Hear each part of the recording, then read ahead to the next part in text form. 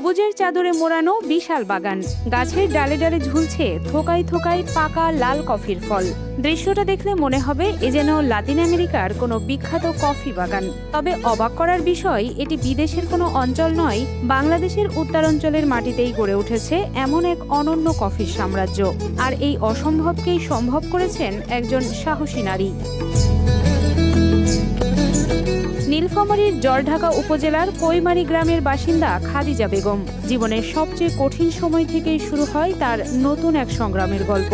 11 বছর আগে স্বামীকে হারিয়ে 2 সন্তানকে নিয়ে সংসারের পুরো দায়িত্ব এসে পড়ে তার কাঁধে। তবে শোককে শক্তিতে পরিণত করে ছেলের উৎসাহে 2018 সালে বাড়ির পেছনে পড়ে থাকা পরিত্যক্ত কয়েক শতক জমিতে শুরু করেন বিদেশি ফল চাষের স্বপ্নযাত্রা।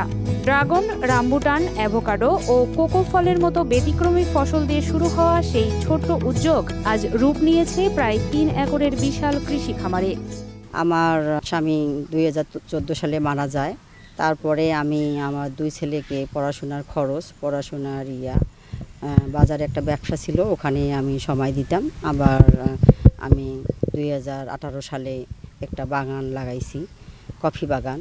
সে কফি 2 বছর পর ধরছে, সেই কফি আমি এখন সেল করতেছি। আমাদের এখানে বিভিন্ন বিদেশি ফল রয়েছে, যেমন হচ্ছে কফি, রামবুটান, ড্রাগন, কোকো ফল, প্যাশন ফ্রুট, এছাড়াও অনেক প্রজাতির ফল রয়েছে। 2019 সালে তার স্বপ্নের বাগানে যুক্ত হয় প্রায় 650 কফি গাছ। এরপর কৃষি সম্প্রসারণ অধিদপ্তরের সহযোগিতায় উন্নত জাতের চারা, কফি প্রক্রিয়াজাতকরণের যন্ত্রপাতি ও প্রয়োজনীয় কারিগরি সহায়তা পেয়ে বাড়তে থাকে সম্ভাবনার পরিধি। বর্তমানে সেই বাগানেই এখন রয়েছে প্রায় 3000 কফি গাছ। খাদিজার এই সাফল্যের পেছনে বড় ভূমিকা রয়েছে তার ছেলে শেফায়েত নাসরাত নয়নের। মায়ের স্বপ্নকে বাস্তবে রূপ দিতে শুরু থেকেই পাশে থেকেছেন তিনি। বিপণন থেকে শুরু করে বাগানের প্রতিটি ধাপে মাকে দিয়েছেন উৎসাহ, পরামর্শ ও প্রযুক্তিগত সহায়তা। কৃষি পড়াশোনার পাশাপাশি আমি আমার বাগানের যে পরিচর্যা, সার প্রয়োগ, রোগবালাই এবং স্প্রে করার যে সব ধরনের ম্যানেজমেন্ট, এটা আমি দেখাশোনা করেছি। এই বাগান এখন শুধু খাদিজার স্বপ্ন পূরণের জায়গা নয়, স্থানীয় মানুষের কর্মসংস্থানেরও একটি নির্ভরযোগ্য উৎস। নিয়মিতভাবে কয়েকজন শ্রমিক এখানে কাজের সুযোগ পাচ্ছেন। পাশাপাশি কফি সংগ্রহ ও প্রক্রিয়াজাতকরণের মৌসুমে যুক্ত হন আরও অনেকে। এটা খাদিজা আক্তারের বাগানে আমি কাজ করি। এই কাজের ভক্তব্যে আমি আরও বাড়ির পরিবার 5-7 জন খাই। এইটা পরিবার চলে, ভালোভাবে চলে। আরও 5-7 জন নেই, এখানে কাজ করাই বা নেলাকিসা করি, ফুলের পরাজনও করি, শোক গাছে আছে এবং নেলাকিসা পানি দেওয়া, ফলের গাছ গাড়া, সব কাছে করি। শুধু কফি উৎপাদনেই সীমাবদ্ধ নেই খাদিজা বেগম।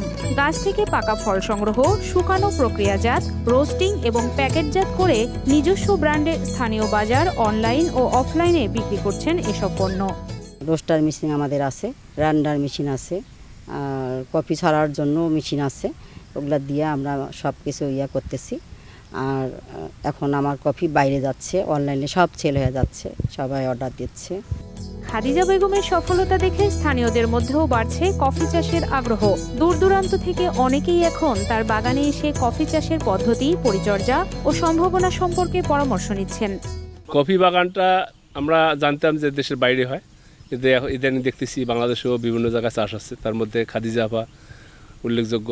বিভিন্ন এলাকা থেকে লোকজন আসতেছে, কফি নিয়ে যাচ্ছেন, কফির চারাও নিয়ে যাচ্ছেন। আমরাও প্রতিবেশী হিসেবে কফির চারা নিয়েছি, আমরা উদ্যোগ নিয়েছি কফি বাগান করব। আমি নীলফামারী থেকে এখানে এই ফার্ম দেখতে এসেছি এবং দেখে আমি খুব খুশি হয়েছি। আমি নিজে যেহেতু কফি পছন্দ করি, আর সে কারণে আমি কফি খেলাম। এর অ্যারোমা, টেস্ট এবং এর গুণাগুণ খুবই ভালো। এই উদ্যোগের শুরু থেকেই পাশে রয়েছে কৃষি সম্প্রসারণ অধিদপ্তর। উন্নত জাতের কফির চারা প্রক্রিয়াজাতকরণের যন্ত্রপাতি, কারিগরি পরামর্শ ও নিয়মিত তদারকির মাধ্যমে তাকে সহযোগিতা করে আসছেন কৃষি বিভাগ। পাশাপাশি তার অসামান্য অবদানের স্বীকৃতি হিসেবে বেগম রোকেয়া পদকের জন্য সংশ্লিষ্ট মন্ত্রণালয়ে মনোনয়নের প্রস্তাব পাঠানো হয়েছে। জলঢাকা উপজেলা কৈমারি ইউনিয়নের আমাদের একজন নারী উদ্যোক্তা আছে, ওনার নাম হচ্ছে খাদিজা বেগম। সেখানে আমরা 2018 সালের এইদিকে কফি চারা কিছু প্রদান করেছি, প্রায় 2000-এর মতো চারা।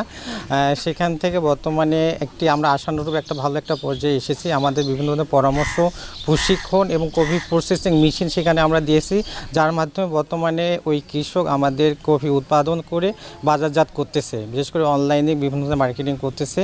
সেখানে দেখা যাচ্ছে অর্থনৈতিকভাবে উনি অনেক বেশি লাভবান হয়েছে এবং ওনাকে দেখে আমাদের উপজেলা অন্যান্য যে কৃষকরা আছে তারাও আগ্রহ প্রকাশ করতেছে, তারা আমাদের সঙ্গে যোগাযোগ করতেছে। আমরা তাদেরকে কোথায় কোন উপকরণটা কীভাবে পাবে, বিশেষ করে চারাটা কোথায় পাবে সে পরামর্শ দিচ্ছি, কীভাবে উৎপাদন করতে হবে, কোন জমিতে লাগাইতে হবে, কীভাবে আন্তঃপর্যায় করতে হবে, এই বিষয়ে তাদেরকে পরামর্শ প্রদান করতেছি। একসময় যে নারী সংসারের হাল ধরতে কঠিন সংগ্রামের পথ পাড়ি দিয়েছিলেন, আজ তিনিই নিজের সাহস, পরিশ্রম আর স্বপ্ন দিয়ে খুলে দিয়েছেন সম্ভাবনার নতুন দুয়ার। খাদিজা বেগমের এই পথ চলা শুধু একজন নারীর সফলতার গল্প নয়, বরং প্রতিকূলতাকে জয় করে এগিয়ে যাওয়ার এক অনন্য দৃষ্টান্ত।